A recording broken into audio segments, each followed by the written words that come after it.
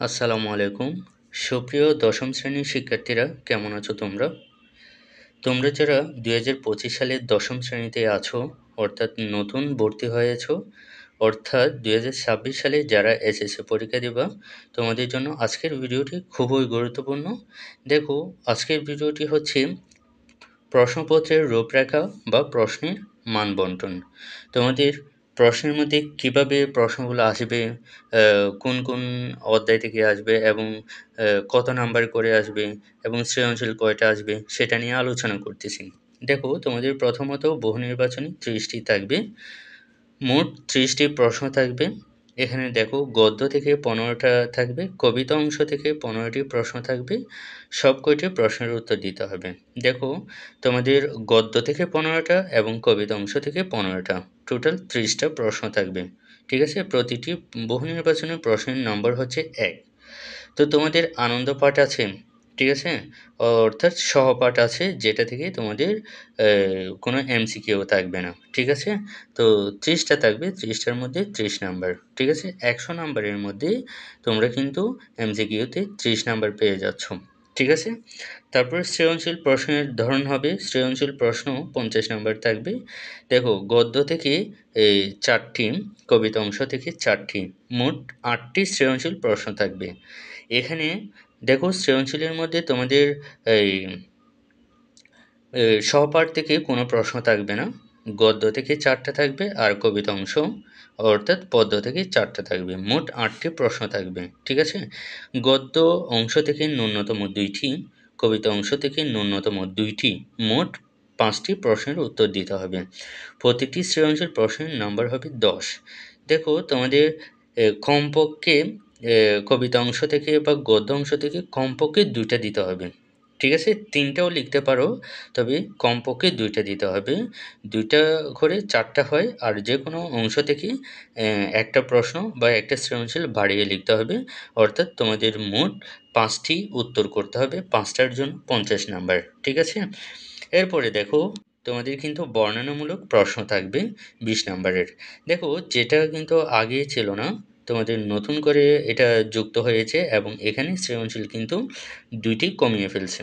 ঠিক আছে, তো দেখো, বর্ণনামূলক প্রশ্ন থাকবে তোমাদের 20 নাম্বার। কিভাবে আসবে? এটা আসবে হচ্ছে সহপাঠ উপন্যাস অংশ থেকে 4টি বর্ণনামূলক প্রশ্ন থাকবে, অর্থাৎ বড় প্রশ্ন থাকবে 4টা, তার মধ্যে 2টি প্রশ্নের উত্তর দিতে হবে। ঠিক আছে, 4টা থেকে 2টা বড় প্রশ্নের উত্তর দিতে হবে। প্রতিটি বর্ণনামূলক প্রশ্নের নম্বর 10। প্রত্যেকটি প্রশ্নের 2টি অংশ থাকবে। দেখো, একটা হচ্ছে ক অংশ, ক অংশের জন্য 3 নাম্বার, খ অংশের জন্য 7 নাম্বার বরাদ্দ থাকবে। একটু ভালো করে লক্ষ্য করো, দেখো, তোমাদের 4টা প্রশ্ন থাকবে, 4টার মধ্যে কিন্তু 2টা ভাগ থাকবে। ঠিক আছে, একটা ক আর একটা খ। ঠিক আছে, ক এর জন্য 3 নাম্বার এবং খ এর জন্য হচ্ছে 7 নাম্বার। তাহলে মোট হচ্ছে একটা প্রশ্ন, মানে একটা প্রশ্ন বলতে এখানে 2টা প্রশ্ন থাকবে, ক এবং খ, তার মধ্যে 10 নাম্বার, টোটাল মিলাই 10 নাম্বার, এবং 2টা করতে হবে, 2টার জন্য কিন্তু 20 নাম্বার। ঠিক আছে, এগুলো বড় প্রশ্ন বলা যায়, বর্ণনামূলক প্রশ্ন। তো 2টার জন্য 20 নাম্বার। দেখো, এখানে এই 3 যোগ 7, ক অংশ হচ্ছে 3 নাম্বার আর খ অংশ হচ্ছে 7 নাম্বার। তাহলে তোমাদের উত্তর করতে হবে 2টা। তার মানে এই যে 7 আর 3 যোগ করলে 10, 10 আর 2 গুণ করলে 20 হয়। তো দেখো, তোমাদের সর্বমোট কিন্তু 100 নাম্বার চলে আসতেছে। ওকে, 100 নাম্বার কিন্তু চলে আসতেছে। তো 30 নাম্বার এমসিকিউ, আর সৃজনশীল হচ্ছে 5টা 50 নাম্বার, আর বড় প্রশ্ন বর্ণনামূলক প্রশ্ন থাকবে 4টা থেকে তোমাদের 2টা করতে হবে।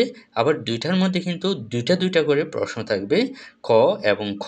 ঠিক আছে, ক এর জন্য 3 নাম্বার, খ এর জন্য কিন্তু 7 নাম্বার। টোটাল তোমাদের এখানে 100 নাম্বার কিন্তু হয়ে যাচ্ছে, যেটা আগে ছিল না।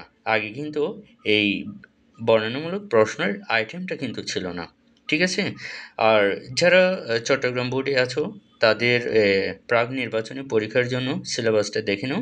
এই যে গদ্য পদ্যপ্রকার থাকবে, শোভা বই পড়া, তারপর কবিতা অংশ। আচ্ছা, এখানে গদ্যের মধ্যে আমাটির বেপু আছে, মানুষ মোহাম্মদ সাল্লাল্লাহু আলাইহি ওয়াসাল্লাম আছে, তারপর 21-এর গল্প। ঠিক আছে? কবিতা অংশের মধ্যে কবিতা কন্নদ, তারপরে জীবন বিনিময়, উমর ফারুক, সেদিন এ মাঠ, তারপরে বুশেক। ঠিক আছে? আর উপন্যাস হচ্ছে দেখো ১৯৭১ এর ১ থেকে ১০ পরিচ্ছেদ। ঠিক আছে? তো নির্বাচনী পরীক্ষা ও এসএসসি মডেল টেস্ট পরীক্ষা হচ্ছে তোমাদের নতুন করে যে সিলেবাসটা প্রকাশিত হয়েছে ২০২৬ সালের পরীক্ষার্থীদের জন্য, তোমাদের ওই সিলেবাস অনুযায়ী কিন্তু নির্বাচনী পরীক্ষা হবে। তো দেখো তোমাদের এটা তো হচ্ছে চট্টগ্রাম বোর্ডের জন্য। তো তোমরা যারা অন্যান্য বোর্ডের মধ্যে আছো, তোমাদের যদি সিলেবাস না থাকে, ঠিক আছে? তোমরা আপাতত এই আইটেমগুলো তোমাদের পরীক্ষার জন্য প্রস্তুতি রাখতে পারো। ঠিক আছে?